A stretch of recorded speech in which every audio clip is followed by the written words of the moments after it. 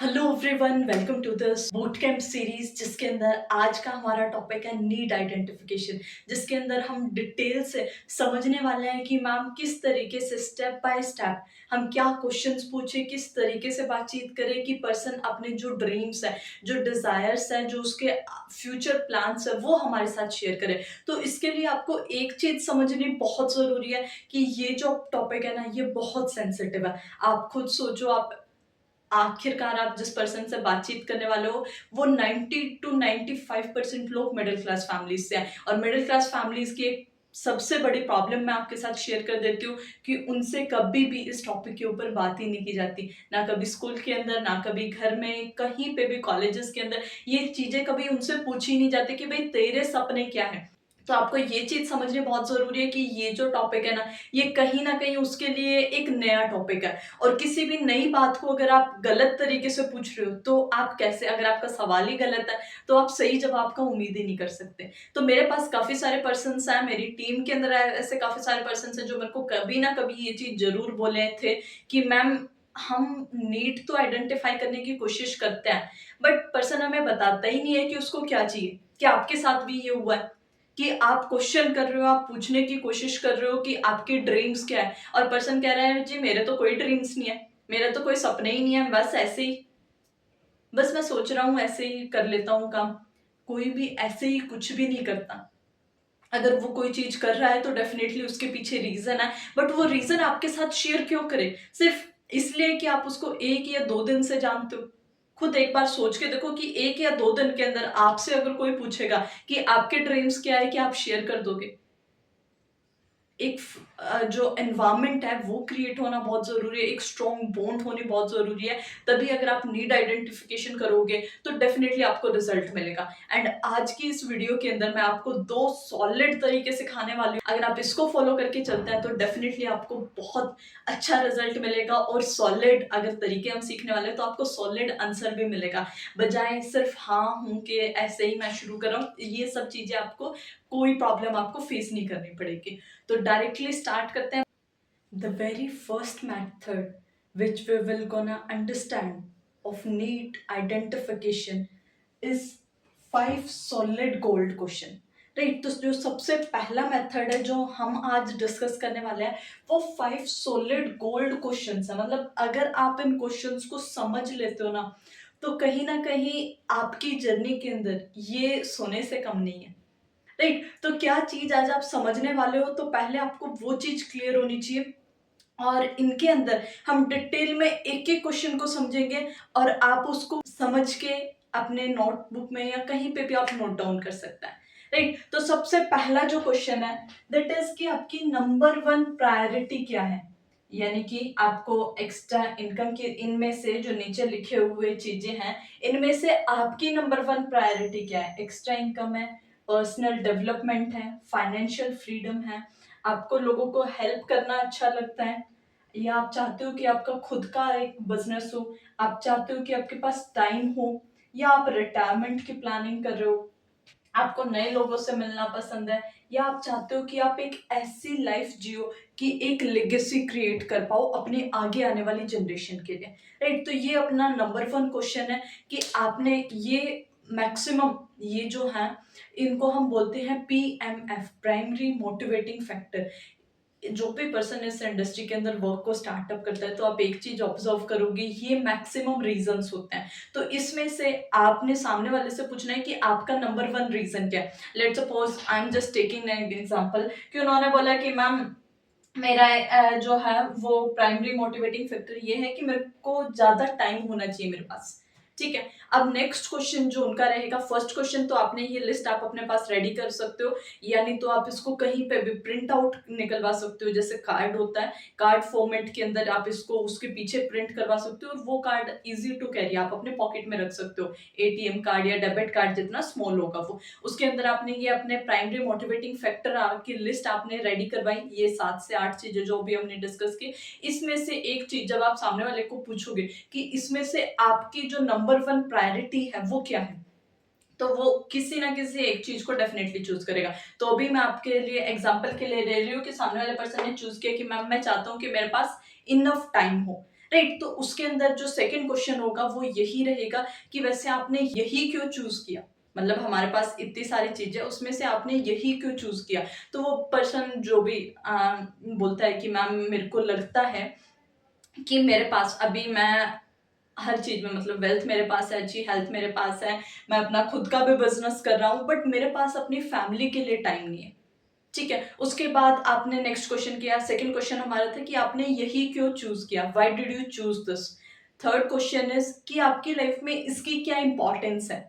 अगर आपके पास extra time होगा, तो आपके लिए क्या चीज़ इम्पोर्टेंट है? तो उन्होंने बताया कि मैं, लेट्स सपोज़ एक जेंटलमैन है, उन्होंने बताया कि मैं अभी काफ़ी अच्छी वेल्थ है मेरे पास, मैं अपना खुद का काम भी कर रहा हूँ, बट मेरी फैमिली, जो मेरी वाइफ़ है या जो मेरे बच्चे हैं, वो कहीं न कहीं अभी अपने बच्चे जो हैं वो छोटे हैं, ठीक है? अभी वो धीरे-धीरे बड़े हो रहे हैं और अगर अभी मेरे पास टाइम नहीं हुआ, तो उनका जो जब वो बड़े हो जाएँगे तो वो दोबारा से छोटे नहीं हो सकते। Getting the point? तो इसके अंदर मेरे को चाहिए कि भई मेरे पास अभी ज़्यादा टाइम हो, क्योंकि जो अभी उनकी एज है ना, वो नो फ़िल्टर वाली एज है। तो जैसे ही वो बड़े हो जाएँगे तो उनकी लाइफ़ के अंदर फ़िल्टर ऐड हो जाएगा और शायद वो लाइफ़ जो मैं, मतलब ये वाला जो टाइम है उनके साथ जो मैं बिताना चाहता हूँ, ये कभी वापस नहीं आने वाला। तो थर्ड क्वेश्चन उन्होंने यहाँ पे हमें आंसर किया। पहला क्वेश्चन था कि आपकी नंबर 1 प्रायोरिटी क्या है? सेकंड क्वेश्चन था कि आपने यही क्यों चूज़ किया? और थर्ड क्वेश्चन था कि आपकी लाइफ में इसकी इम्पोर्टेंस क्या है?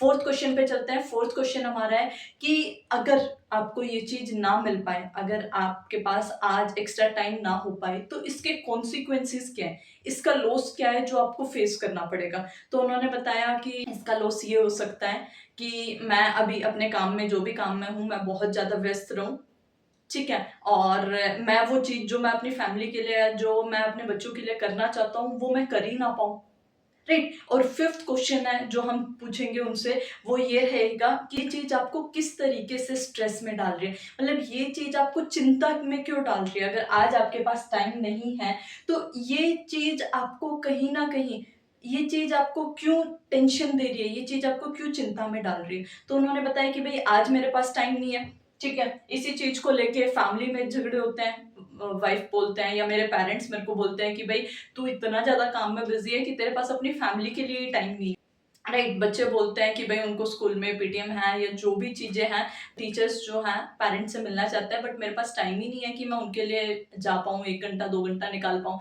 या वाइफ कंप्लेन करते हैं कि भई सामने वाले जो पड़ोसी हैं, उनके जो हस्बैंड है वो चाहे 4 पैसे कम कमाते हो, बट उनके पास अपनी फैमिली के लिए टाइम है। तो कहीं न कहीं ये चीज़ें बैक ऑफ द माइंड चल रही है और ये चीज़ें धीरे-धीरे कंट्रीब्यूट करके, ये सारे फैक्टर्स धीरे-धीरे कंट्रीब्यूट करके उनको टेंशन देने और उनको स्ट्रेस, उनके पास पैसा है बट कहीं न कहीं उनका स्ट्रेस लेवल भी काफ़ी ज़्यादा हाई है। तो ये थे 5 सॉलिड गोल्ड क्वेश्चन, अगर आप इनको इसी तरीके से पूछते हैं तो डेफिनिटली आपको रिजल्ट भी मिलेगा और कहीं न कहीं आपका पर्सन जो है वो कन्वर्ट भी होगा, क्योंकि वो आपको अपनी प्रॉब्लम्स बता रहा है इस फेज़ के अंदर, जो वो एक्चुअल अपनी लाइफ़ के अंदर फ़ेल कर रहा है। तो मैं चाहूँगी कि एक बार किसी की भी नीड आइडेंटिफ़ाई करने से पहले ये बहुत ज़रूरी है कि हमें अपनी नीड पता हो। तो हम एक बार ये सारे क्वेश्चंस खुद से आंसर कर लेते हैं और अगर आप खुद अपनी नीड फाइंड आउट कर चुके हो, तो आप डेफ़िनेटली, आप, मेरा जो मेन मोटिव है वो सिर्फ़ इतना सा है कि मैं आपको सिखा दूँ, आप जैसे भी करके अपने नॉविस पर्सन तक वो चीज़ें कन्वे कर ही देंगे, राइट? तो आप एक बार अपनी नीड आइडेंटिफ़ाई कर लें, ये 5 क्वेश्चन एक बार आप खुद से पूछ लें, अगर आपके पास इनका सॉलिड रीज़न है, देख लीजिए मैंने पहले ही लिखा है सॉलिड क्वेश्चंस हैं ये। अगर आपके पास इनका सॉलिड आंसर्स है, उसी के ऊपर डिपेंड करेगा, जितना सॉलिड आपका आंसर होगा उसी के ऊपर डिपेंड करेगा कि आप इस इंडस्ट्री के अंदर कितना लंबा टिकने वाले हो।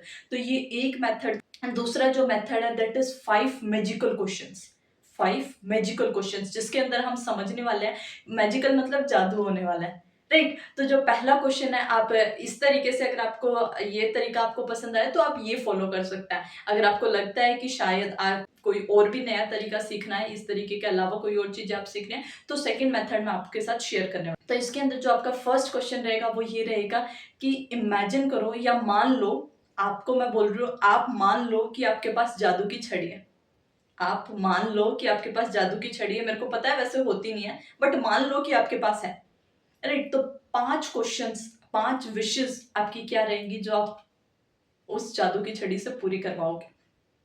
तो आपने बताया इन्हीं में से कोई 5 विशेज़ ले लेता है। आपने बताया कि मैम मैं चाहता हूँ कि अभी मेरी सैलरी 50,000 है, मेरी सैलरी 20,000 और एक्स्ट्रा हो पाए। ठीक है, आप चाहते हो कि मैम फाइनेंशियल फ्रीडम हो जाए, या मैं चाहता हूँ कि एक अच्छा लाइफ़स्टाइल हो, एक घर हो, एक बंगला हो, एक गाड़ी हो।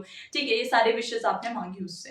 तो ये तो पर्सन का। अब एक और चीज़ यहाँ पे मैं ऐड ऑन करना चाहूँगी। अब आपके साथ भी ऐसा हो सकता है, आपके नोविस कस्टमर के साथ भी ऐसा हो सकता है कि उनकी प्रायोरिटी लिस्ट के अंदर वो लेट्स सपोज अभी चाहते हो कि मैम मैं चाहता हूँ कि मेरे पास एक्स्ट्रा इनकम। ठीक है, अभी यही वाला एग्जांपल लेते हैं कि मेरे पास अभी मैं 50,000 कमा रहा हूँ, बट उसके साथ में मैं ये चाहता हूँ कि मैं 20,000 एक्स्ट्रा कमाऊँ। और लॉन्ग टर्म में मैं ये भी चाहता हूँ कि मैं फाइनेंशियली फ्री हूँ, मतलब मेरे को अपने फाइनेंसेस के लिए किसी पे डिपेंड ना रहना पड़े। आगे मेरे को टेंशन ना हो कि यार अगर मेरे को कहीं पे मेडिकल इमरजेंसी आ गई या कोई भी प्रॉब्लम आ गई तो मेरे पास पैसा नहीं है, ये वाली दिक्कत मेरे को आई ही ना। तो उसके लिए आपके पास 2 प्रायोरिटीज़ है। तो इसमें से भी एक प्रायोरिटी ऐसी होती है जो शायद ज़्यादा अमाउंट जिसमें हम ज़्यादा भी फ़ोकस करते हैं, और पहली प्रायोरिटी उसको काउंटर कर देते हैं। मतलब ये आपको ज़्यादा चाहिए अभी, ये अभी नहीं भी होगा तो चलेगा। तो सेम उसी तरीके से हम एक प्रायोरिटी को लेके बात करेंगे, दूसरी के लिए अभी हम स्किप कर सकते हैं। राइट, तो जो 5 मैजिकल क्वेश्चन्स थे उसमें से पहला सवाल था कि अगर आपके पास जादू की छड़ी हो तो टॉप 5 विशेज़ आप अपनी लाइफ के अंदर क्या माँगने वाले हो? तो उन्होंने जो भी विशेज़ माँगी, तो उन्होंने उनसे पूछना है कि आपकी ये विशेज़ है, आपकी ये जो 5 ख्वाहिशें हैं, आपके जो 5 सबसे बड़े सपने हैं, अगर ये पूरे ना हो, तो क्या आपको बुरा लगेगा? अगर ये आपके सपने पूरे ना हो, तो क्या आपको बुरा लगेगा? डेफ़िनेटली उसका जवाब आने वाला है, हाँ जी मैम, बिल्कुल बुरा लगेगा। तो आप उनसे पूछो कि अगर अभी आप फॉरएवर लिविंग प्रोडक्ट्स को देख रहे हो, समझ रहे हो, बहुत अच्छी बात है। अगर बाय चांस किसी भी रीज़न के चलते मैं आपको इस इंडस्ट्री के अंदर सेलेक्ट ना करूँ, अगर बाय चांस किसी भी रीज़न के चलते इस इंडस्ट्री के अंदर मैं आपको सेलेक्ट ना करूँ, तो आपके पास ऑप्शन बी क्या है? कहाँ से आप अपने ड्रीम्स पूरे करोगे? ये अपना थर्ड क्वेश्चन है। ठीक है, उनका जॉब ही अगर उनके पास ऑप्शन भी है कि मैम जॉब से कर लेंगे, यही रास्ता है, यहीं से करना पड़ेगा, या कोई ऑप्शन भी नहीं है, मैक्सिमम लोगों के पास यही मिलेगा। तो आप उनको प्रॉपर एक क्लैरिफिकेशन दो कि अगर आप जॉब से करने वाले हो, तो जॉब से कितने टाइम के अंदर वो चीज़ें पूरी होंगी। ठीक है, आप ये जो ड्रीम्स हैं आपके, ये आप यंग लाइफ के अंदर अचीव करना चाहते हो, या फिर एक 30-40 प्लस की एज में। तो ये चीज़ें आपने कन्फर्म की। और फोर्थ क्वेश्चन आपका रहेगा कि क्या आपके ये सारे ड्रीम्स जो आपने अभी मुझे बताए, क्या ये इस प्लेटफ़ॉर्म से पूरे हो सकते हैं?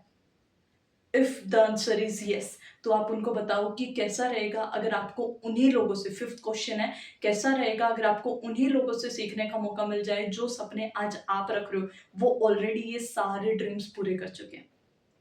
राइट, तो these were 5 magical questions. I hope आपको डेफिनेटली ये पसंद आए होंगे, एंड अगर आपको ये पसंद आए हैं तो आप मुझे कमेंट सेक्शन में बता सकते हैं। डेफिनेटली अगर आप इस तरीके से अपने पार्टनर से, अपने नोवस कस्टमर से बातचीत करते हो, उसकी इस तरीके से नीड आइडेंटिफाई करते हो हो ही नहीं सकता कि आपको एक अच्छा रिस्पॉन्स ना मिले। आपको डेफिनेटली सॉलिड आंसर मिलने वाला है।